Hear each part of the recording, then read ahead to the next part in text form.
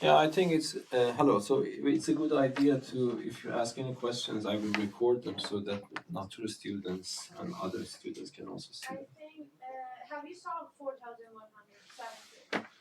Okay, so let me bring up my book. 4,000? 170. May you see the page? 117. 117.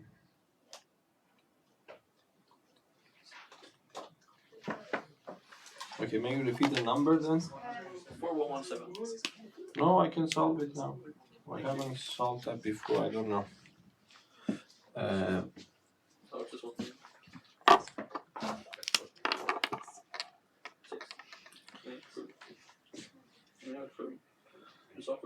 4117 page 117. Okay, so there is a, so you have a cone, if I understand the problem correctly. So if you have a cone here, this cone is fixed, and then the radius of the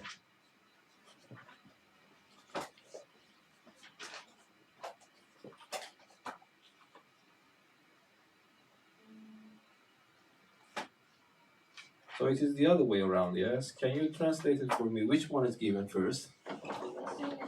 Okay, so the cylinder is given. Yes.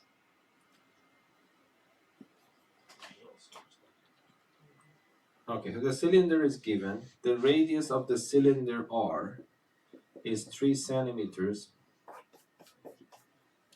And the height of the cylinder, capital H, is given to be 6 centimeters. Yes, is that right? And then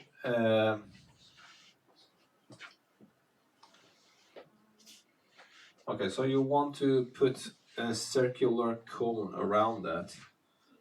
Yes, and then you want to have the minimum possible volume of such a cone. Is that right? Yes. Okay. So so we know the dimensions of this cylinder is fixed, and you know that we can have infinitely many of those cones, yes?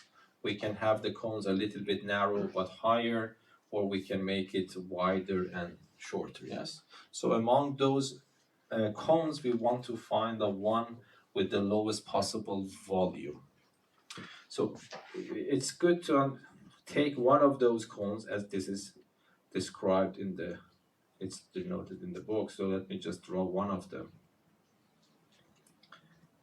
Okay, so if you want to understand the problem better, might be it is better to slice it and then draw some cross section of it on the plane.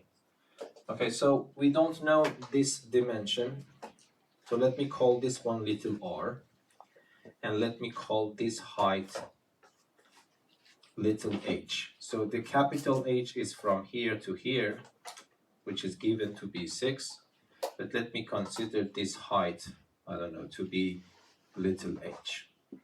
So r is not known, h is not known. Is that clear somehow? Okay, so let me draw the cross section of that. Might be it is easier, or might be I can change my color here.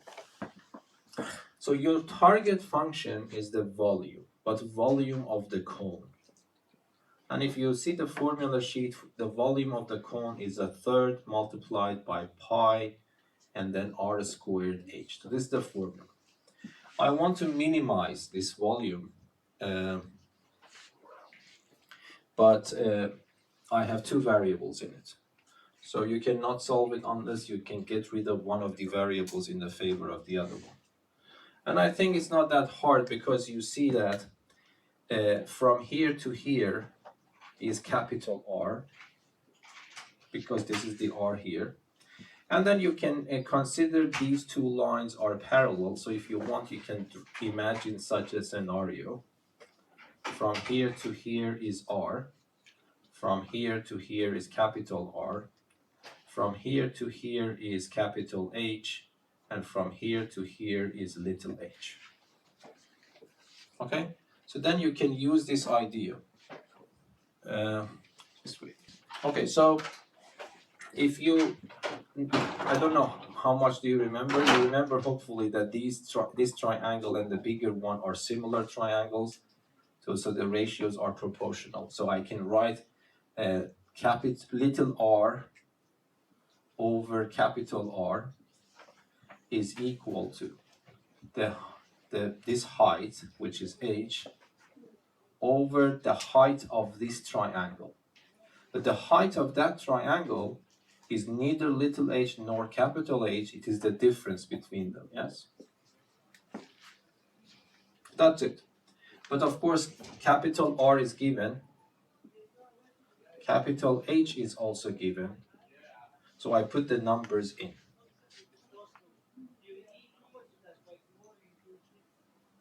Yes?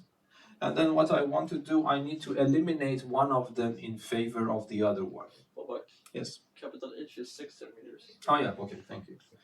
Capital H is 6.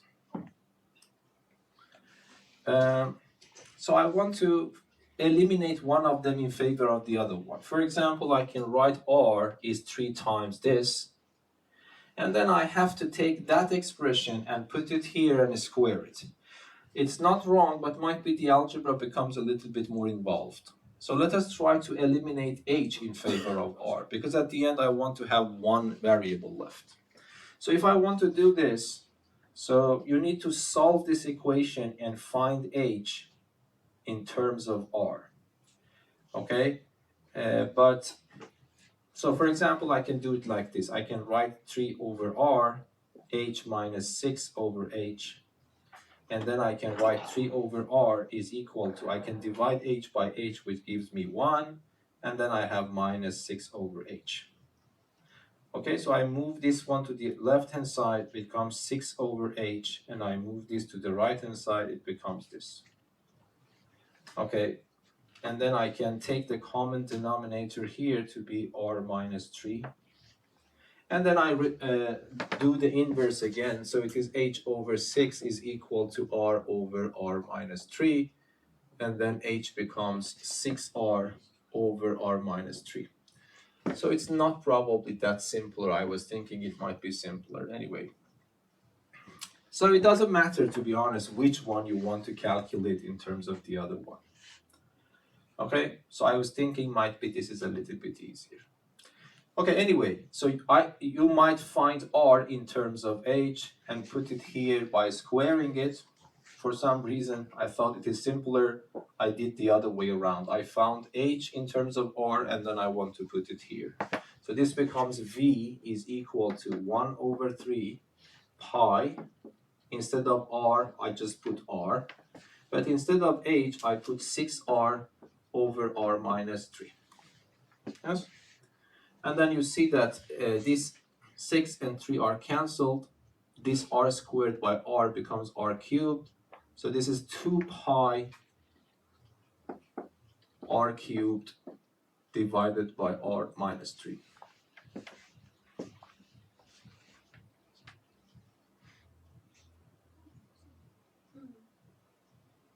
Yes, is that understandable? Okay, and then of course you know that little r cannot be equal to 3, because the radius this is already 3, and if you want to make r equals to 3, there is no cone. So that's, we are on the safe side. So r is always greater than 3. It goes up to infinity. But of course, infinity cannot also be done. Yeah, might be it can be done, but this becomes very, very close to this. Anyway, and then I want to minimize that, so I have to differentiate. So differentiation with respect to r is the quotient rule, because that is a fraction. I just keep the constant 2 pi there. So the derivative of the numerator, which is 3r squared multiplied by the denominator, minus the derivative of the denominator, which is 1 times r cubed, and then divided by r minus 3 squared. Yes? And then what happens now? I simplify this a little bit. So the denominator is r minus 3 squared, and then this one multiplied by that is 3r cubed, but there is 1r cubed here with negative sign, so it becomes 2r cubed. And then I have minus 9r squared. Yes?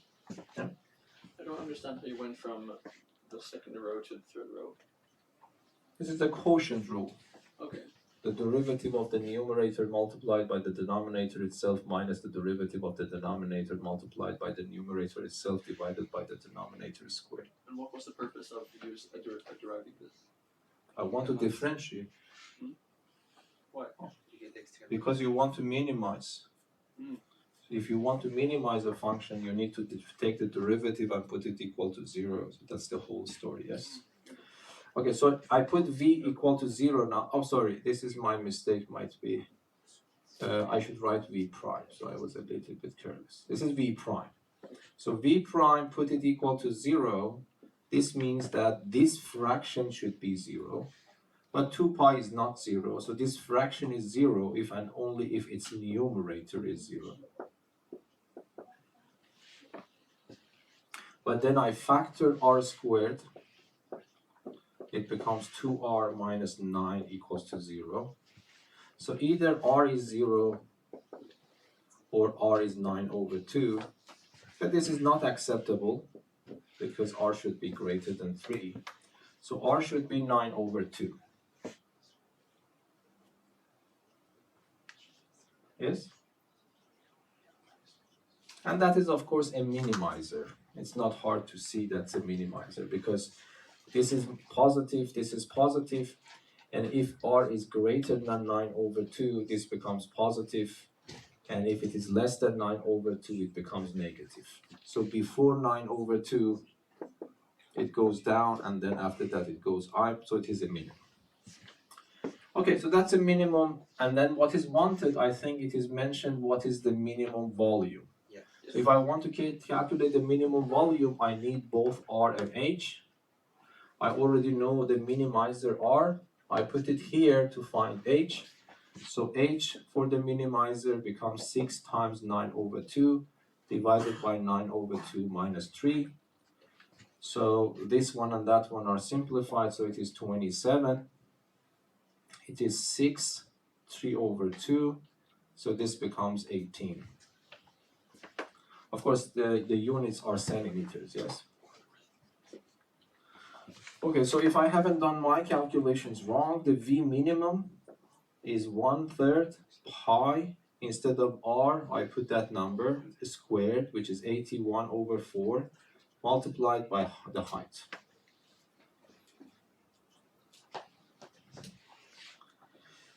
Okay, so this one and that one is 27, so that is 9.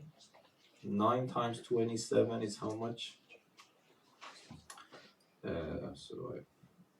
My brain is not working today probably. So this is not 27 times 9, which is 243. Is it something left in the denominator? Yes, there is a 2 left here. There's also a pi left here. Am I right? So what the answer is, I don't know.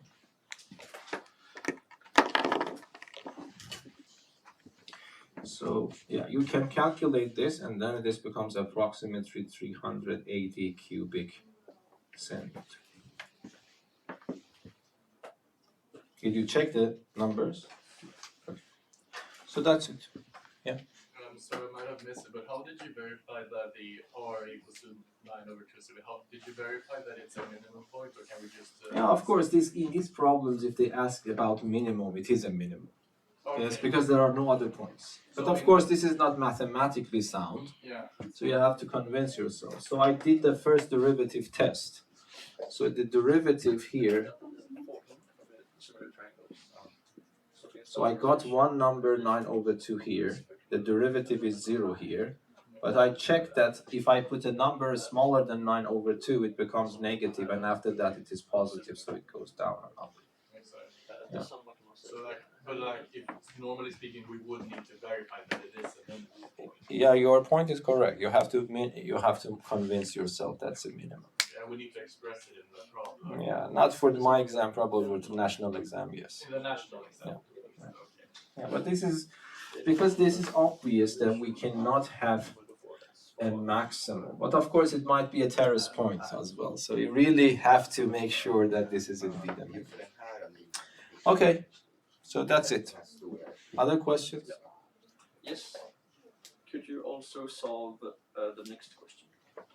For 1, 1. For which point on this line? Now, which point on this line lies closest to the point 2 and 0? Yes.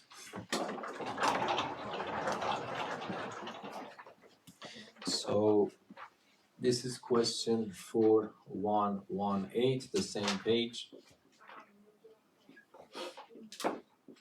So the question is that you have a line whose equation is y over y equals to 2x. You want to find a point on this line so that the distance from that point to the fixed point with coordinates 2 and 0 is the minimum possible.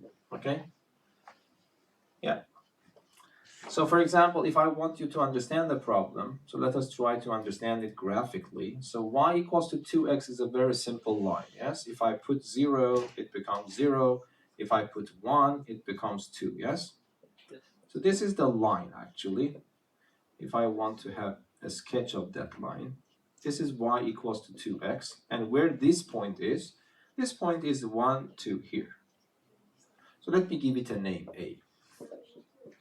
Okay, so what is the problem? The problem is that I want to find a point here so that when I calculate the distance from the point to this point, it is minimum.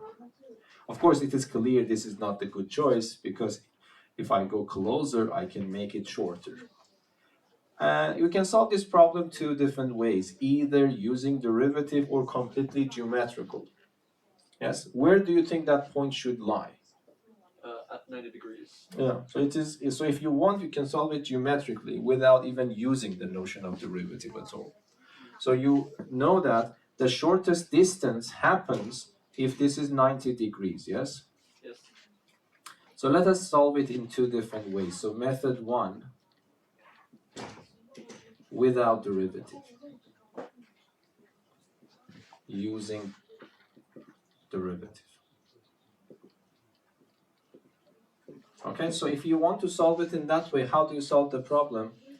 Okay, you know the k value of this line, so you can immediately calculate the k value of this line, yes? Because you realize that for achieving the goal to minimize this distance, this line should be perpendicular to this one. So if the slope of this line is 2, the slope of this line is how much? Was it -1 over 2? Minus 1 over 2. This is the slope of this one, on the one hand. On the other hand, you know a point on that line. That is 2 and 0. So you can immediately write y minus y node is equal to the k value x minus x node. So instead of y node, I put 0. So it is just y. Instead of k node, I put minus a half. And then I have x minus 2. So that is, if I ask you what this is, you will tell me this is the equation of this line. Yes? And you want to find this point. What do you do now? It's a Math 2C problem. So this point is the intersection of two lines. One of them is this line, the other one is this line. So if you want to find the point of intersection, you set up a system and solve it, yes? So in principle, a Math 2C student can solve this problem because they don't need to know the derivative. So you set up a system. One equation is y equals to 2x, and the other equation is y equals to minus a half. If you don't mind, let me multiply minus a half in. So it becomes minus a half x plus 1. And then I need to solve this system, which is extremely simple. I can replace y with 2x in this equation. And then for getting rid of this fraction, I multiply everything by 2.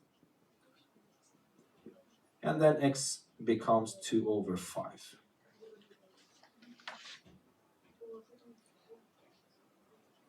Yes? X is 2 over 5, but I am also calculating y. So I put it back, for example, in this equation, it gives me 4 over 5.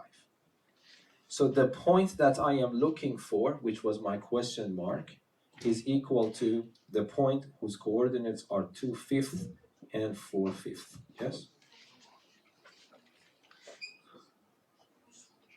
This is without the notion of derivative at all, just based on your geometrical intuition.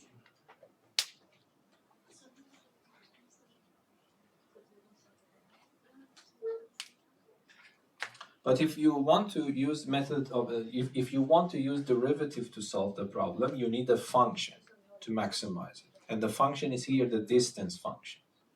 Okay, so let me just draw another picture here. So what you do, you will try to imagine this for yourself again. This is y equals to 2x, and this is your point A with coordinates 2 and 0. And now the point is that you want to find a point somewhere here so that this distance, which I call it d, becomes minimum. You want to minimize this distance by fine-tuning this point. But of course, this point has a constraint. It should lie on this line. Okay, so how should I do that? But this is also simple. You need to find the distance between 2 points. You need to remind yourself about the distance formula. But I want to do a little bit of trick here. So what are the coordinates of this point? We don't know, but we know something. If I take the coordinate of this point to be x, which I don't know yet, the y coordinate is 2x, yes? And then I use the distance formula. So the distance formula is the square root of what?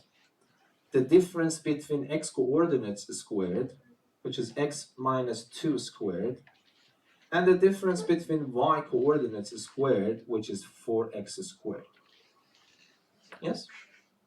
And then let me simplify this by expanding this. So this means that now my distance is a function of x actually. So I can write it simply d of x. And then I have x squared plus 4x squared is square root of 5x squared. And then I multiply this by that, it becomes minus 4x, then I have plus 4. So then this is my function, I want to minimize it. So I need to take the derivative as I did before. If you do the derivative with that, it is completely okay, but then you have to suffer a little bit to use the chain rule, so because this is a square root. But if you still use your intuition, do you agree with me? It doesn't matter if I minimize just this function rather than the original function, yes? Why is that? Do you agree with me? My goal is to minimize the whole package. But I'm claiming that I really don't need to make trouble for myself to minimize the whole package. It is necessary and enough. It is sufficient to minimize what is under the square root sign. Do you buy this argument? Yes.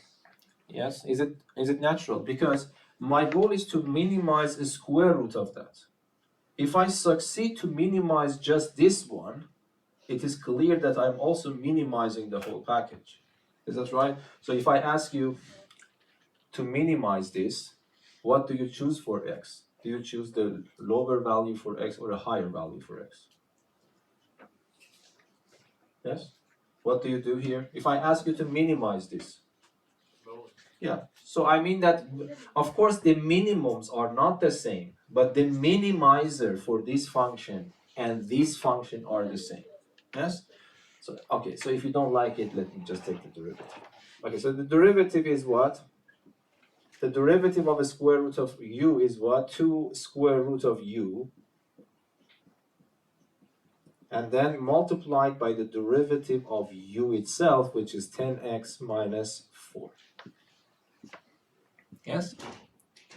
And then I put the derivative equal to 0. But this is a fraction. The fraction is 0 if and only if its numerator is 0 and the denominator is not 0. And you see that I get the same number back, yes? When I put this equal to 0, x becomes 4 over 10, which you simplify, it becomes 2/5. Yes? And that's exactly the same number we got here. and then when I put it back in my equation, y becomes 4 over 5. So I get the same result, but this is using derivative, and this is using your geometrical intuition. Yes? I didn't check the answers, but I think it's not a coincidence. We just get the same answer from two methods. So is that clear? Okay, any other questions? Yes? 4116. So are you going backward? Yes. Okay.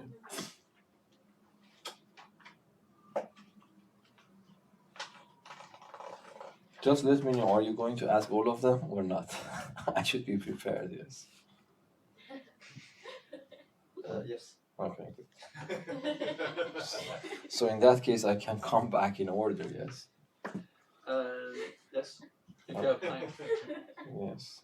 And if no one else wants to ask questions. Well, okay. So did you solve the problem really? Or you just I'm started having trouble asking? with all of them. No, it's not possible to having trouble with all of them. So let us see why.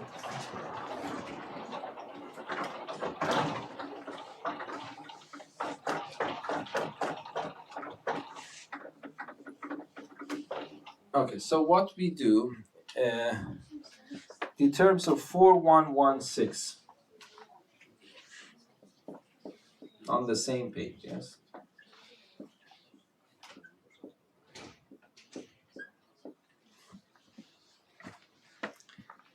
Determine the equation for the line that passes through this point and together with the positive x-axis make a triangle with the minimum area.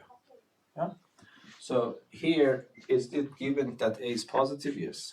So A is positive. You have a point, let me give it a name. The book has it.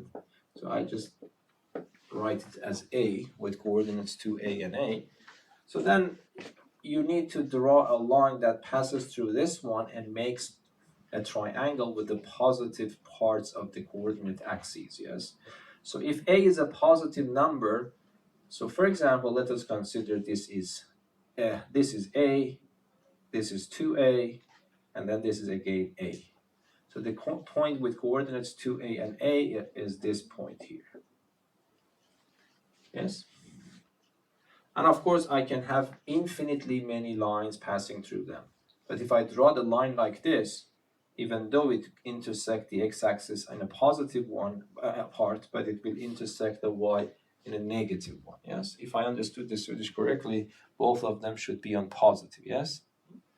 Okay, so this means that this line should be like this. I don't know that line, but I just draw one of them, yes? How many of these lines you see? Infinitely many, okay?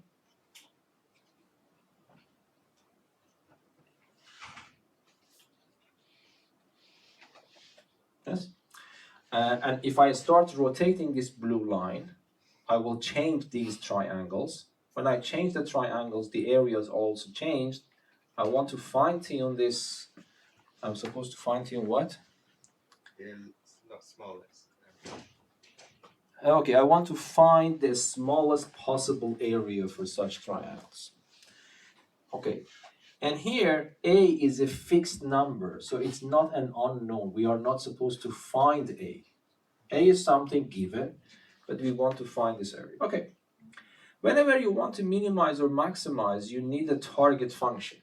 So what is the target function here? The target function is the area. So let me take S for the surface area. I have already reserved this A here. Okay, so what is this one? So if you don't mind, let me call this one from here to here L. Let me call this one from here to here W. So the area becomes L times W divided by 2. Yes? So this is the target function I want to minimize.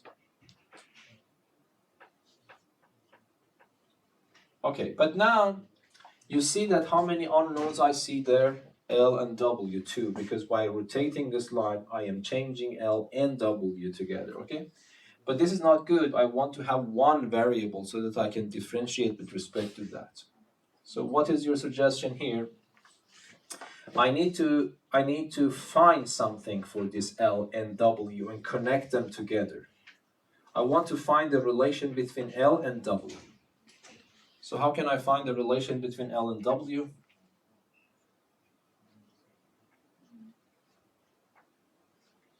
So it might be that that's the hard part of optimizing problems, optimization problems, because you need to know geometry, or I don't know, sometimes you need to know other fields to be able to construct your function.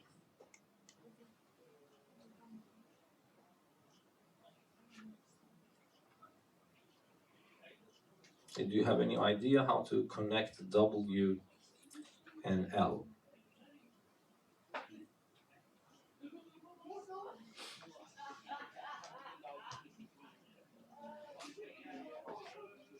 So remember, here is also A.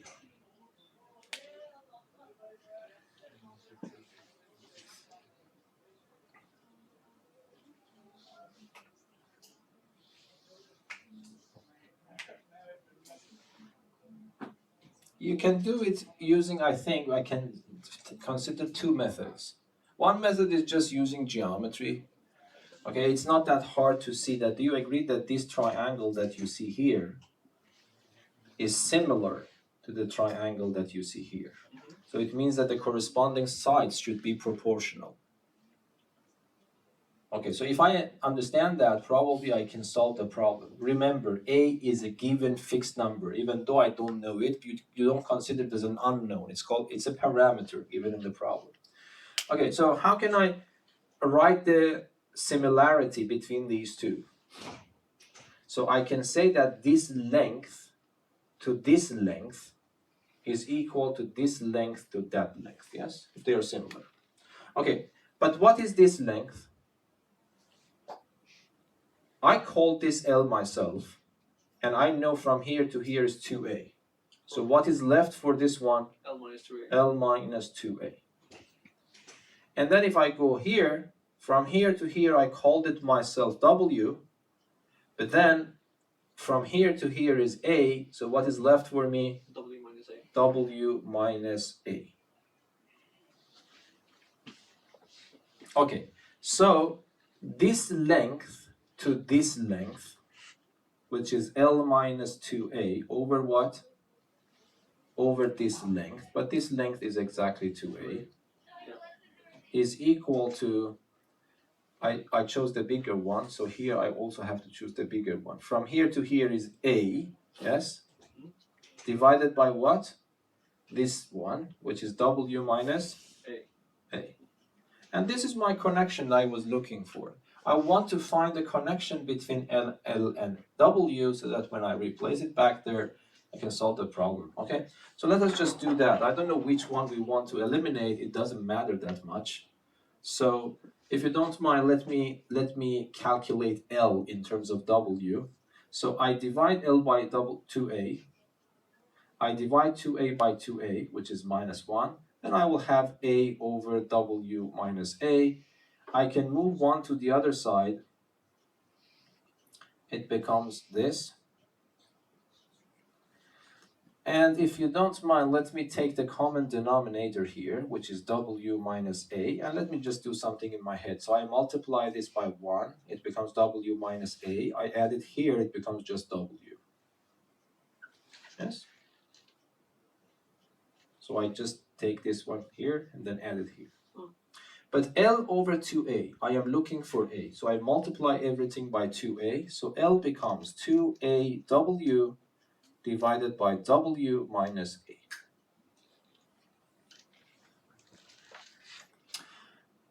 Again, don't get confused. A is a fixed given number. Don't think that we have 3 unknowns. A is something given to us. We can just imagine it like this.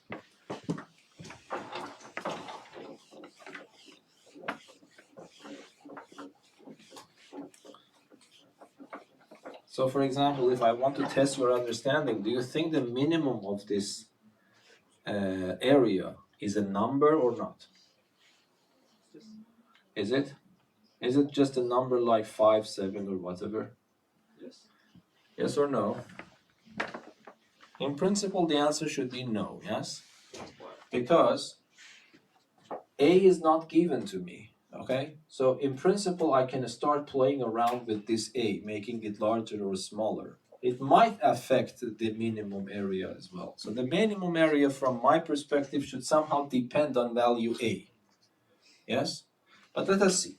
I put this back into this equation, and now what do I have? Instead of having, I have S is 1 over 2. Instead of L, I put 2AW divided by W minus A, and then you multiply it by an extra W that you see here, and then you see that these 2 and that 2 are gone, W is multiplied here, so this means that S is equal to what? AW squared over W minus A. And if you don't mind, let me write A here because it's a constant. And if I ask you what is this, you say this is a function of W. Yes? So this is SW.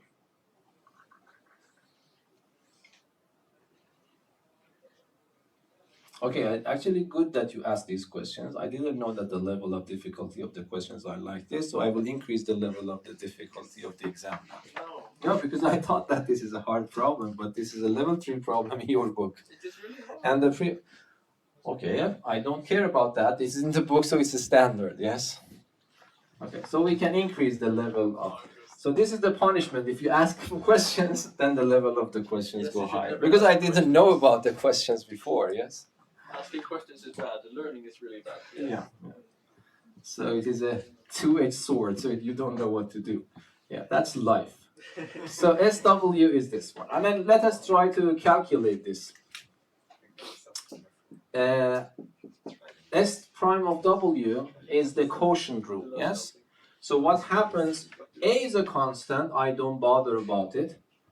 I take the derivative of the numerator, which is 2W, and I multiply it by the denominator, but minus.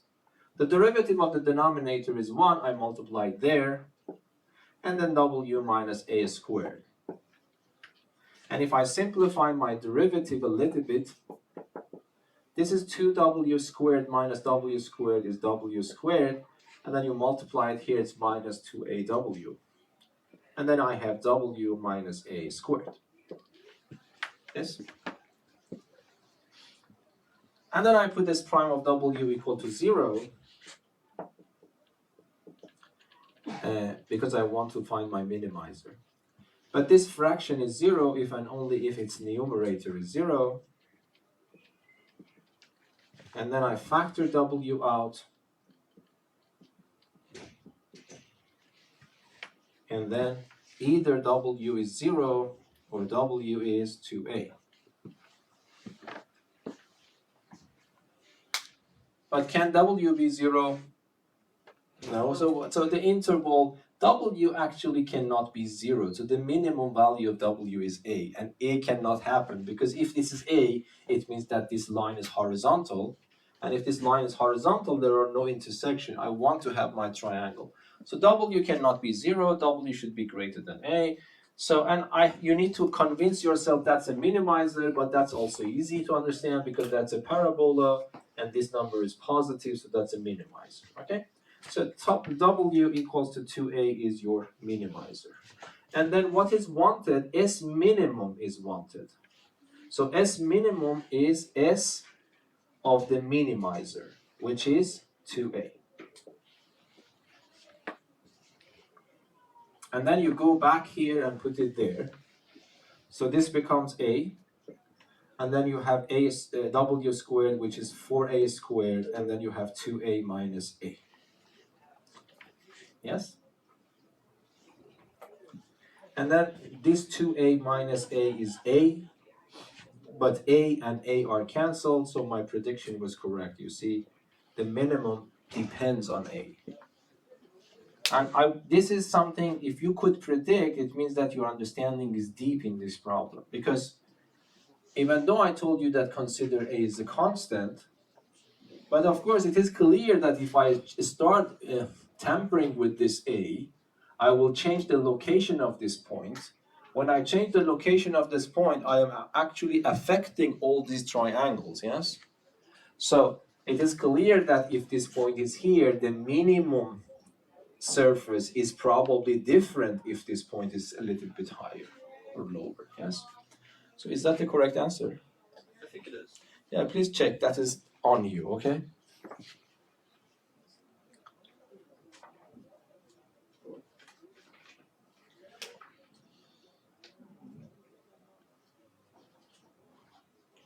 Interesting. They expressed it differently. No, if that's differently, there is no sign to differently express it differently. So the final answer.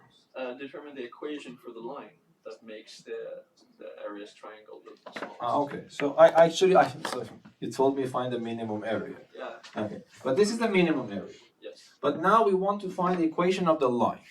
Yes. Okay? So equation of the line, if we want to find it, so you know that, how should I write it? Y minus Y node. Y node is this point, any point on the line, including this point. So I would write it Y minus Y node. But what is Y node is A.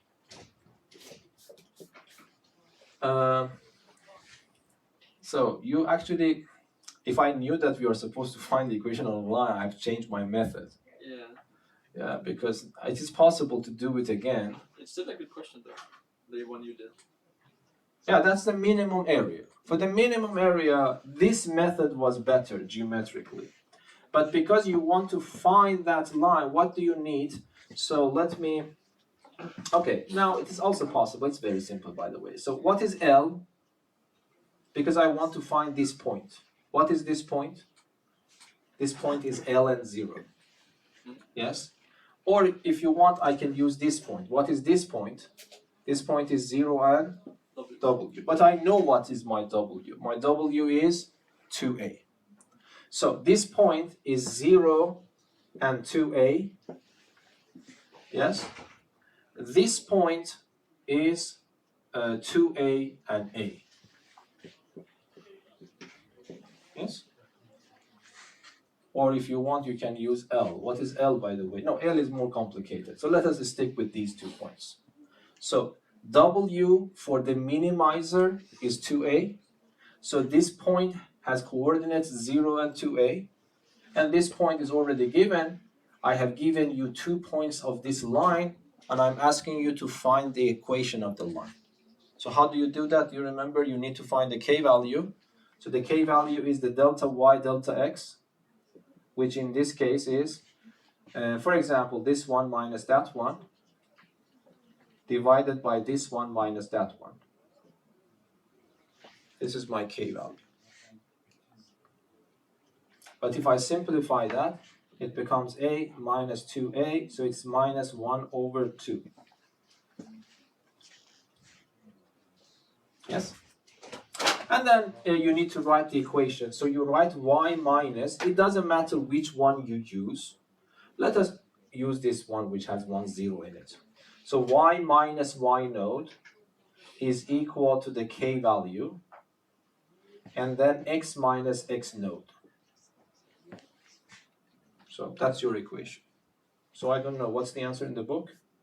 Minus 1 over 2x plus 2a. Did they really want you the equation, or let me read it myself? Pretty sure it's right. Yeah, okay, so you are, It's right. so that is the equation of the line. So what I got before was the minimum of the area. So if I ask you what is W I found, you say that this is the minimizer for the area, and this is the equation of the line. Yes, exactly, yeah? Yes. Okay. So we go. Yes, I know. Yes. Okay, so I will go to the previous question now.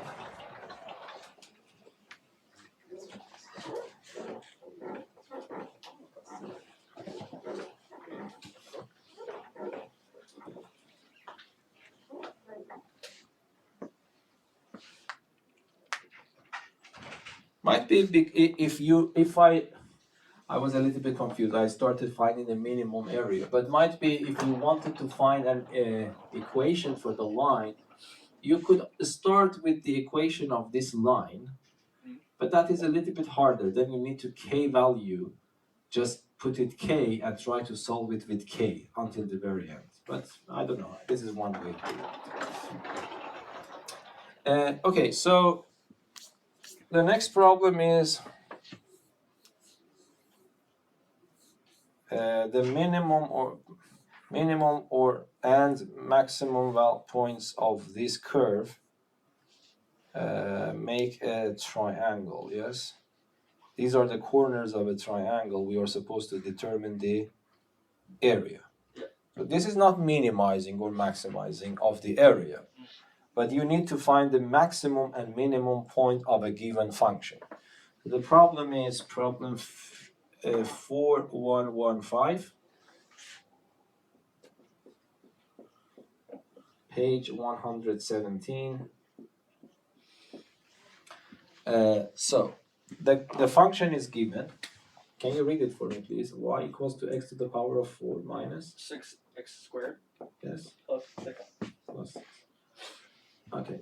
So according to the problem, this function should have apparently it has 3 local extreme points, so that I can make a triangle with them. Okay, so let us try to find all the extreme points. So y prime is what? Is 4x to the power of 3 minus 12x. And then if I want to put y prime to 0, I would write 4x cubed minus 12x equals to 0, and then I factor a 4x out. So this becomes x squared minus 2,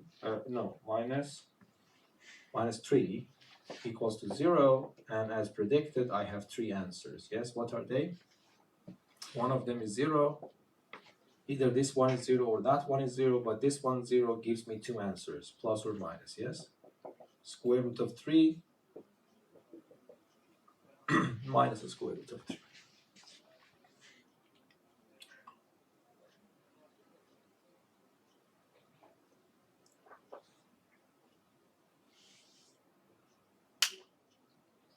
Okay, so, and I don't care about which one is maximum, which one is minimum, because if the problem is correct, because I want to construct my triangle on these 3 points.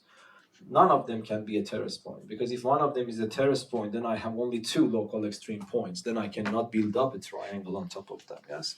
So, but then you need to know probably the y values as well.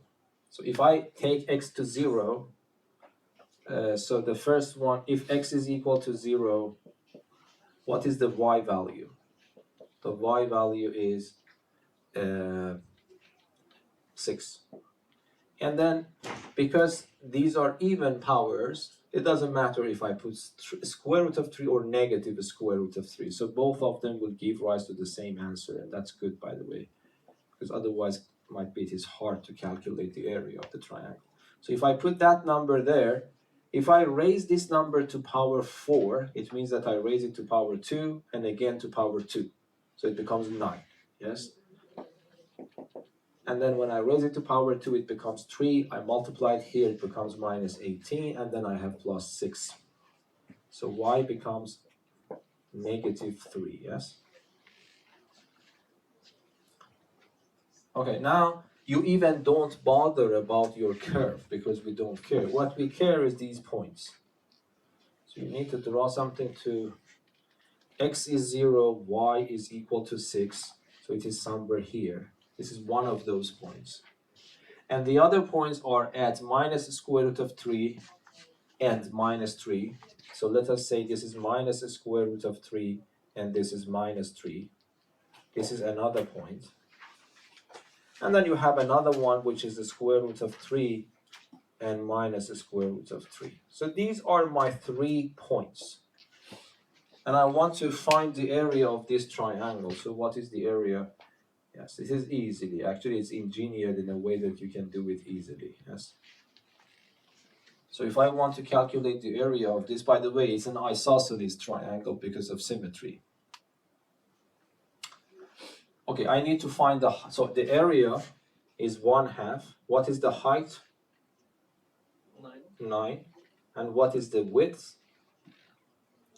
2 square root of 3. 2 square root of 3. So if I have done everything right, so the answer should be this area units. Can you check the answer, please?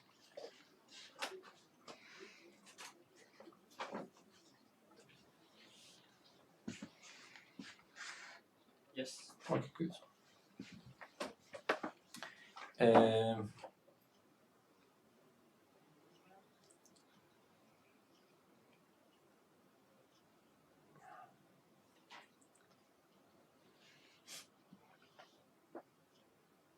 Okay, I understand what is going on, but I think you need to translate. So you want to make a plastic load or whatever.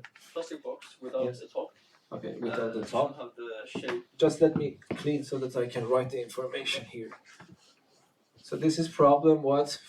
4114 Yes. on the same page. Yes. Okay, so we want to construct a box without the lid. Yes. Yes. It should have a shape of a cube. No, a block. Rectangular Yes. box. So yeah, when you say cube, it should be square all the way. Okay. It doesn't have to be. Doesn't have to be a square. It has 4 corners and it's Yes. Okay. It's a box. Yes. And the bottom plate should have a square shape. Yes. Made of a thick plastic that costs 2 kroner per Okay. meter square. Okay. So let me just draw something here. So we have 2 different materials. Yes. Yes. Okay. So, but it is mentioned that the base should be a square. Okay. So let me try to. Okay. So assume that this is your square, and then you want to make your box. It might be a rectangular box or whatever. Something like this. Of course, there is no lid on top of that. Okay, so the material used for the base is 2 crowns per square meter. So 2 crowns per square meter. Okay. The 4 sides shall be made of another plastic that is 0.9 kroner per meter squared. Yes. The volume of the box shall be 0.02 meters. 0.02 cubic meters. Yes. Okay, so that is my demand. I want to make this box having this fixed volume. Yes? Yeah. Determine the measurements such that it costs low. Yeah. Okay. It's a good problem. So for some practical reasons, the material that you're supposed to use for the bottom should be, of course, a better plastic. Okay, and then the cheaper one for this around it. Okay, so what is the target function here? I want to minimize something, but what is that something? Is it the volume? No, the volume is fixed. Oh. Now read the problem. What is asking you? This is not hard. So you need the first thing that you need to understand in optimization problems is what is your target function. Remember that you have a target function. You have to write your target function in terms of one variable. So these are the 2 general strategies. So what's the target function here? Money. The money. So let us call it price. As P. Sure. So let us try to estimate the price. Okay, but if I want to have this, and then read what is wanted. You want the dimensions. So your target function is the money or the price. But what is under control is the dimensions, or the dimensions. So let me kill, because they are telling me that this is supposed to be a square. Yes. If I call it x, I hope that you agree that I have to call this one x as well. Of course, you can find the height and call it y. And that's no problem, but so let me call it y for the time being. And then let us try to calculate the cost. What is the cost? If this is xx, so the area becomes x squared, agree? And then I multiply it by its corresponding price, it becomes 2x squared. This is the money that I have to put for the bottom of the box. And then For the lateral side, for the lateral part, the sides around it, how many of them are there? 4. 4 of them. But what is the area of each one of them? The ones around it. Oh, y times x. X times y, and then I multiply it by the cost. It will give me the cost. So it is x times y multiplied by 4 multiplied by the cost. Yes. And then I add them. So that is the total money that I have to spend. So you see, I detected the target function. I tried to write it as a function. Okay? But then you see that I have again the same problem. How many variables you see in this problem? 2, I have to get rid of them. And look for some information in the problem so that you can use to get rid of it. By the way, this is a simpler problem. It was harder in these cases to find the connection. But here in this connection, you know the volume is this. So what is the volume? It is 0.02 on the one hand.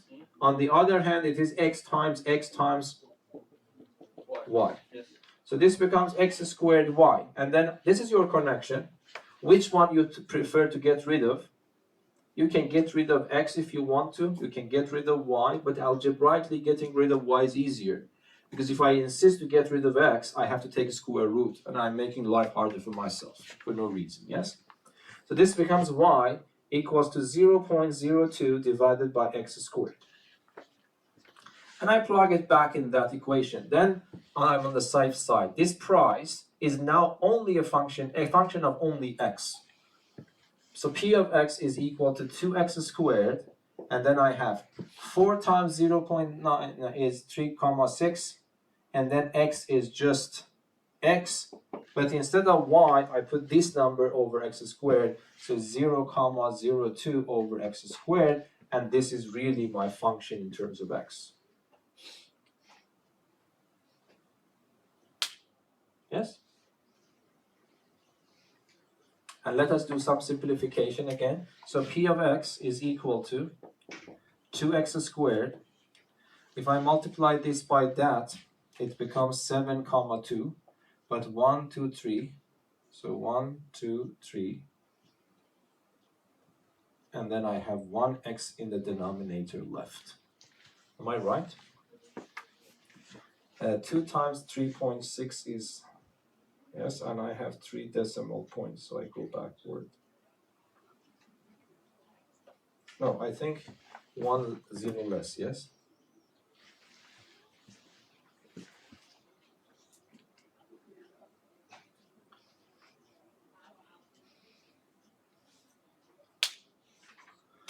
Yes, am I right? I think so. And then that's my target function again, but the story begins. So I differentiate it again. So the derivative is, this becomes 4x, and 1 over x, I have to bring it up, x minus 1, and minus 1 goes down, x to power minus 2, I bring it back down. So this becomes finally minus 0,072 divided by x squared. Yes? And then I put the derivative equal to 0. This gives me, if the derivative is equal to 0, this means this quantity should be equal to this quantity to make this 0. And I multiply everything by x squared, so it becomes x cubed, and I divide by 4 as well.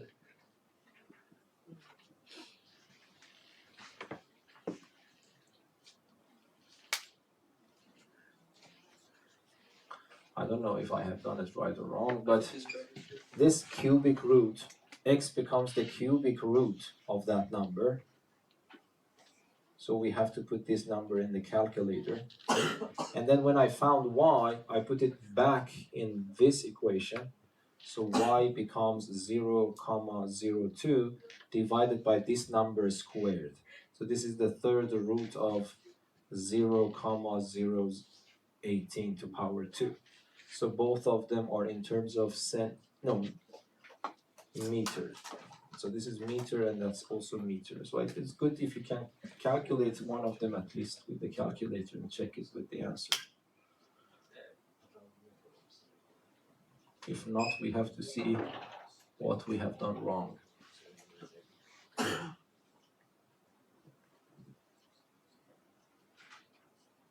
Yes, is that right? 0.2. 2, 6, 2. Yes. Okay, but what is the answer in the book?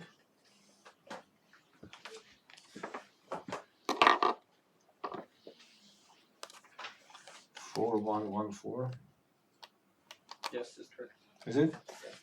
Okay, so we are on the safe side. And then definitely y is also correct.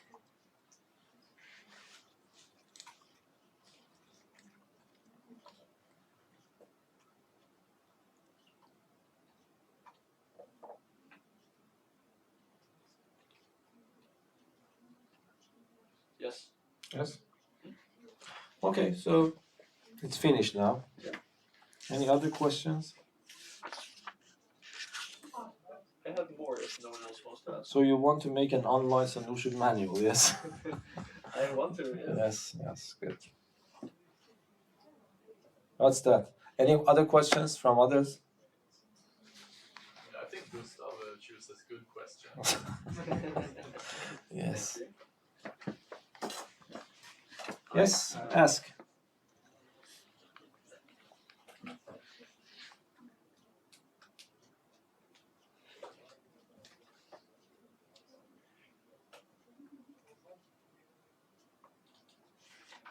Give me a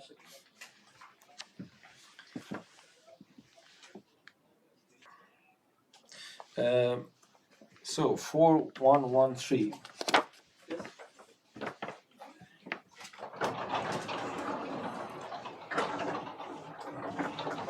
I don't like the question.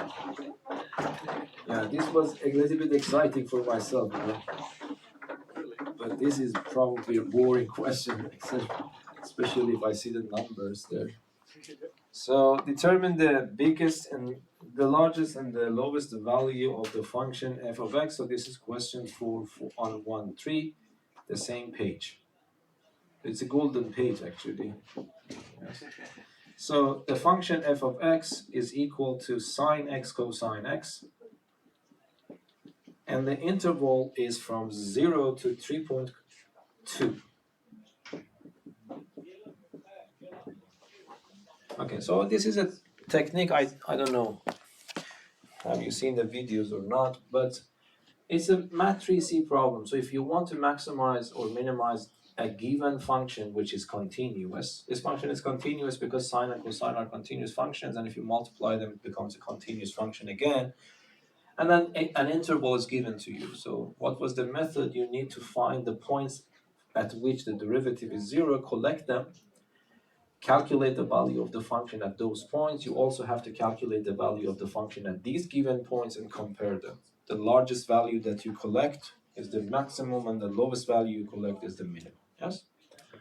But I myself prefer, because if I want to start differentiation right away, I will be in problem, yes? Because that's a product rule. But is that combination familiar to our eyes or not in trigonometry? Was it not the 2 cosine 2x? No, it's sine 2x, but a minor change there. Because in sine 2x, I have this. It is, you can see the formula. That's what I'm saying. Even if you don't remember the exact form of the formula, but this is good that you remember it is connected to that. That's good. So you check the formula and you see that combination, which is very close to this one. So either I use the product rule, then I make life harder for myself because then I have to solve the equation. But if I see it right away, I can change the form of my function. What is that? Is 1 over 2 sine 2x. Because sine 2x contains a factor of 2, but the factor of 2 is missing here, so I have to put a 1/2 there. I prefer this way, and don't fall into this trap to say that, okay, sine 2x is maximally 1, minimally -1, so I multiply it by 1/2, so the combination is maximally 1/2, minimally -1/2. Yes, I think they have designed this interval in a wise way, yes? Because 3,2 is a little bit beyond pi. Pi is 3.14. So you have to be careful. So let us take the derivative. The derivative of this 1/2 is just 1/2. The derivative of sine is cosine, but you have to, because of the chain rule, you have to multiply by the derivative of 2x. But the derivative of 2x is simply 2, and that is good. It cancels this 1/2. So finally, f prime of x is what? Is simply cosine 2x. As simple as that. And then I put this equal to 0 and solve it, but I am not interested in the full range of numbers. I'm just interested in those numbers lying in this interval. So what happens if I put f prime of x equals to 0? This means that cosine 2x is equal to 0. So do you remember, this is a trigonometric equation, so cosine becomes 0 if I am here or there. Yes? So this means that 2x should be here or there, but they differ just by half a circle. So I start from here, so it is, Pi over 4. no, this one is pi over 2, yes? So this is pi over 2, and then I write in pi rather than 2n pi. Because if I write 2n pi, I will go back to the same point. I am just ignoring these points. But if I go half a circle, if I start here, I also consider that one as well. So that's the correct one. But I am looking for x. Of course, n belongs to z, and I divide x everything by 2. Now it becomes n pi over 2 plus pi over 4. This is the whole range of solutions. But I'm not interested in all of them. I am interested in the ones which are between 0 and 3, 2. So let us check. I think you agree with me that it is pointless to give negative values to n, because if I give negative values to n, this becomes larger and negative than this one. The whole combination becomes negative, which is not acceptable in this case. So the lowest value for n is 0. So if I put 0 for n, what is the answer that I get? Pi over 4. Can I put 1? We have to check. If I put 1, it becomes pi over 2. Pi over 2 plus pi over 4, which is how much? Is 3 pi over 4. That works. Is it working? Did you check with 3? I've done the question. Okay, so it works. So 3 pi over 4 is still smaller than 3, 2. Yes, you have to check that. I'm relying on errors, okay? But this is not hard to understand. 3.14, and if multiplied by 3, it's 9.42, and then you divide it by 2. It's approximately 2 something. Yes, it doesn't reach the 3. So this means that that's correct. But I hope that you agree with me. If I put 2, then I am beyond the interval. If I put 2, this is just pi, and pi plus pi over 4, I go beyond 3, 2. Is that right? Yes, because pi over 4 is approximately 0.75. And I add it to this one, I will go beyond that. So these are the two numbers acceptable. And then what I should calculate, I have to take my calculator. For these ones, I don't need calculator. I can do it in my head. So f of 0 is 0. I put it here. Sine of 0 is 0. And I calculate f of pi over 4. I put pi over 4 here. Times 2 is pi over 2. Sine of pi over 2 is 1. So it's 1/2. And I calculate f of 3 pi over 4 as well. So if I put it here, 3 pi over 2 is -1. So it's -1/2. But I also need to calculate f of 3, 2 as well, yes?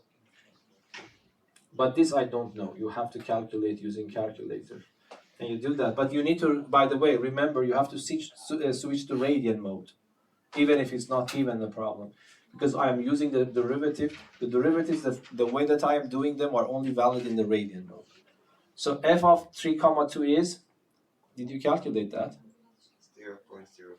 0.0?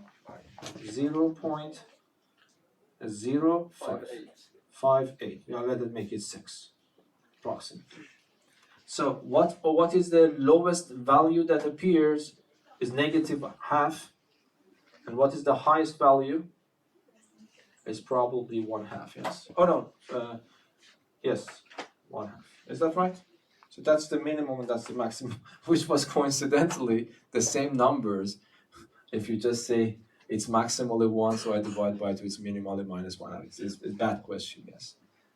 Because this is a person who assume that this is a multiple choice question, as I sometimes design. So if you do it in the wrong way, the conclusion that you get is correct at the end. Yes? Okay. So I will not solve any problems from this page. It's now boring. It's okay. Let's just move. Yes. What?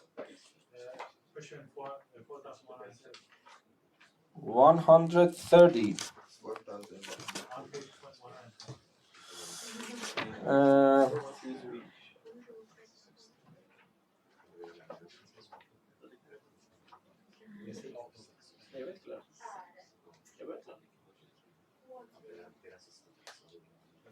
Okay, so I need to understand the Swedish one. Y equals f of x. Yes. He derives the function twice, and He differentiates the function 2 times, yes. And then realizes that f prime of 0 is equal, okay. Yeah. Yes, can Bjorn draw this conclusion, yes. That the graph of y equals f of x has a terrace point for x equals to 0. Okay, so what is the problem is actually saying is that you calculate the derivative of a function 2 times and you calculate it at 0. Yeah. And the answer to both of them is 0. Can you conclude that 0 is the terrace point? Yes. Yes or no? No. No, I remember this is a very classic example. When I was teaching this lesson, I told you that the answer is no. Yes? And when you say the answer is no, you need to bring an example, a counter example to show that no, if Bjorn is right, it should be a terrace point, but this is my graph. It shows that it is not. For example, do you remember what is that? For example, the classic example is f of x equals to x to the power of 4. Yes? So if I ask you what is f prime of x, the answer is 4x cubed. If I ask you what is f double prime of x, is 12x squared. Yes. Now if I ask you f prime of 0, you will answer 0. If I ask you f double prime of 0, you again answer 0.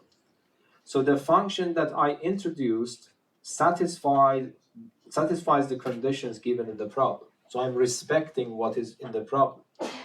But if you draw the graph of this function, it is very similar to the parabola. What type of point is this point? Is a minimum point, not a terrace point. Yes? If you want to convince yourself better, you would say that, okay, I will use the first derivative test. So I have my function here. So the derivative at 0 is 0. But before 0, you see the derivative is negative. If I put a number less than 0 here. And then after 0, this is positive. So the function goes down, the function goes up. So as I predicted, it is really a minimum. So if the first derivative is 0 and the second derivative is 0, it is not correct to conclude that therefore it is a terrace point, because this is an example. Yes? Yes. And any other questions? Could you solve 4125b? For what? 4125b. Same thing. Yes, this is the last problem, yes? Okay. And that's, no, this is graphics. I will not give you questions to draw the graphs by hand, yes. You can skip that one. But be careful, in the national exam, you might know, I have gone through them, but for this exam, it's not necessary. Could you solve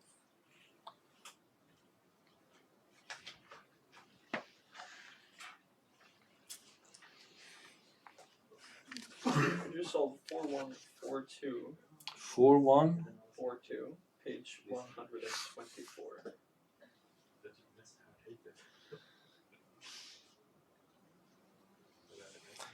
so a graph is given to you, and that's the absolute value of something, and you are supposed to find k value and m value, yes? So let me just write it, and then this is the last problem we solve. So this is problem 4142, page 124. So we have this graph given. This point, if my eye sees correctly, so that is 3. And then this point is -2. And then I have this line and then a symmetric line like that. And then this is given that this function is absolute value of kx plus m. And then you want to find k and then you want to find m.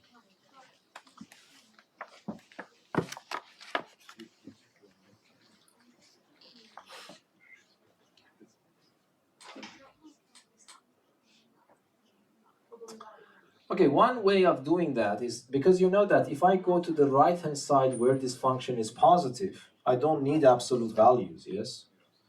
Because if I am on the right side, so you see that this line is supposed to go down, some part becomes negative, and because of the absolute value, that part is being reflected about the x-axis here.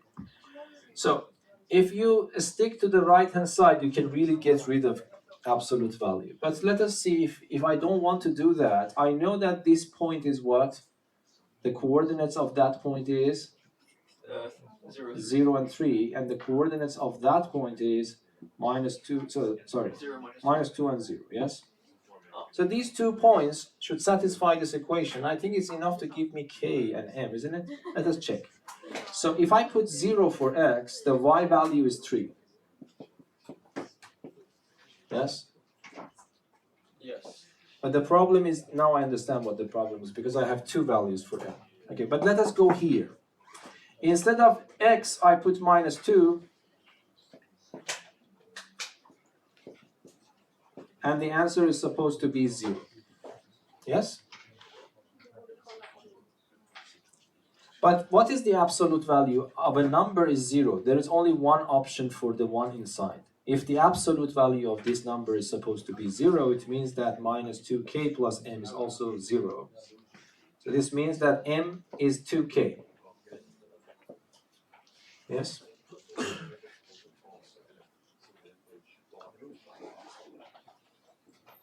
Okay. But then from here I get 2 answers. Either is 3 or -3.